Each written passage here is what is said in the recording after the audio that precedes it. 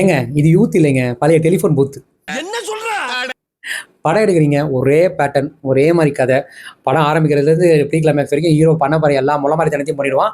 Pre கிளைமேக்ஸ்ல திருந்தி ஏதோ ஒரு சூழ்நிலை வந்தோன்னா, நான் நல்லவன் ஆயிட்டேன்னுவான். அதை நாங்கள் நம்பி அவனை வந்து பாராட்டி சில்லறையை சதற விடணும். இன்னும் எத்தனை காலத்துக்கு தானே எங்களை ஏமாத்தலாம் நினச்சின்னு இருக்கீங்க? ஸோ யூத்து கென் கருணாஸ், சுராஜ், தேவதர்ஷினி, அனிஷா அனில்குமார் போன்ற படம் நடிச்சிருக்காங்க. மியூசிக் வந்துட்டு நம்ம ஜி பிரகாஷ் குமார் அவர்கள். ஏக்கம் கென் கருணாஸ். இந்த படத்தில் வரலாறு என்னன்னு பார்த்தீங்கன்னா, நான் ஆல்ரெடி சொன்ன மாதிரி படம் முழுக்க பொண்ணுங்க பின்னாடி சுற்றிட்டு காதலிச்சுட்டு ஊர் சுற்றிட்டு இருக்கிற ஒரு ஹீரோ. அதுவும் +1 +2 படிக்கிற ஹீரோ. அதுக்கப்புறம் ஒரு வாழ்க்கையில் ஒரு சோக நிலை வந்த உடனே அப்படியே கம்ப்ளீட்டாக ட்ரான்ஸ்ஃபார்மர் ஆகி ஒரே மாதத்தில் படித்து 1200 1077 மார்க் எடுத்து அவங்க அம்மா அப்பா பெருமைப்படுத்தி, ஸ்கூலில் பெருமைப்படுத்தி, அவங்க ஃப்ரெண்ட்ஸாக பெருமைப்படுத்தி ஹீரோ ஆயிடுறாரு. இதுதான் கதை. இன்னும் என்ன நீ பைத்தியக்காரனாவே நினைச்சிட்டு இருக்கிறல?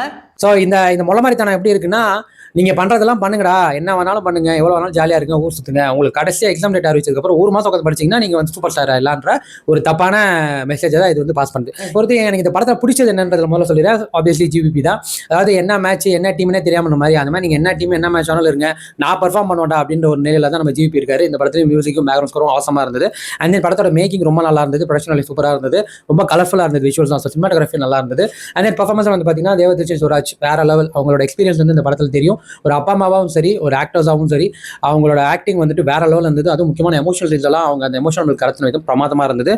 அண்ட் தென் கென் கருணாஸ் ஒரு ஹீரோவா நல்லா பண்ணியிருக்காரு. அதே மாதிரி மற்றவங்க ஹீரோயின்ஸாக வந்தவங்க மற்ற 3 ஹீரோயின்ஸ் ஆக்சுவலி 3 பேருமே வந்துட்டு actually Priyanshi Yadav, Meenakshi Dinesh and then Anisha 3 பேருமே ரொம்ப நல்லா பெர்ஃபார்ம் பண்ணியிருந்தாங்க. அது இல்லாமல் அவங்க ஃப்ரெண்ட்ஸாக வர கேரக்டர்ஸ் எல்லாமே நல்லா பண்ணியிருந்தாங்க. ஒரு பிரச்சனை என்னன்னா, ஒரு சில இடங்களில் அந்த ஸ்கூல் பசங்களுக்கான இன்னசென்ஸ் இருக்கும்ல, அது எல்லாருக்குமே அது மிஸ்ஸிங்காக இருந்தது. ஒரு சில இடங்களில் ரொம்ப ஓவர் ஆக்டிங்காக இருந்தது, ரொம்ப கிரிஞ்சாக இருந்தது. அவங்க ரொம்ப சின்ன பசங்களாக நடந்துக்கணும், ரொம்ப சின்ன பசங்களோட கேரக்டர் காட்டணும்னு கொஞ்சம் இறங்கி வந்து பண்ணும்போது அது ரொம்ப பெர்ஃபார்மன்ஸ் போய்ட்டு கிரிஞ்சாகவும் ரொம்ப ஓவர் ஆக்டிங்காகவும் இருந்தது. ஸோ அதுவுமே அந்த ஸ்கூல் பசங்களுக்கான தோராயத்துக்குள்ளே வரல ஒரு சில இடங்களில். ஸோ அதுவுமே மிஸ் மேட்ச் ஆச்சு. அண்ட் தென் இந்த படத்தோட ரைட்டிங் ரொம்ப போரான ரைட்டிங். அதாவது படிப்பு தான் எல்லாம், அம்மா அப்பா காதல் தான் நிரந்தரமானதுன்ற ஒரு பாயிண்ட்ல மெசேஜ் சொல்லணும்னு நினச்சிங்கன்னா படம் முழுக்க நீங்கள் அங்கங்கே அதை பிரதிபலிச்சிருக்கணும். படம் முழுக்க அப்பா அம்மா ஜோக்கரா காட்டிட்டு படிப்பில் ஒரு மயிரே இல்லை அப்படின்றத மாதிரி காட்டிட்டு ப்ரீ கிளைமேக்ஸ் கிட்ட வரும்போது அவங்க அம்மா உடல்நிலை சரியில்லைன்னு உடனே ஒரே மாதத்தில் படித்து ஓவராலாக சூப்பர் ஸ்டார் இல்லை, ஓவர் நைட்டில் ஒபாமா ஆகிறன்ற கனவுலாம் இங்கே நிலையே கிடையாது.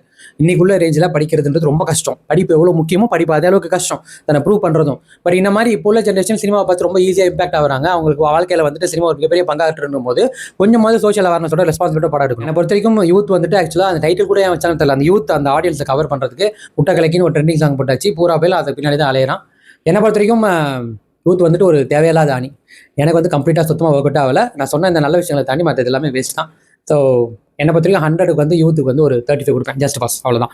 ஸோ உங்களுக்கு தொடர்ந்து இந்த மாதிரி சினிமா சம்மந்தப்பட்ட விஷயங்கள், பொலிட்டிக்கல் சம்மந்தப்பட்ட விஷயங்கள் தெரிஞ்சுக்கணும்னு நினச்சிங்கன்னா நம்ம சேனலை ஃபாலோ பண்ணிக்கோங்க. So miss you next time. Bye from Vijay கிராதகன்.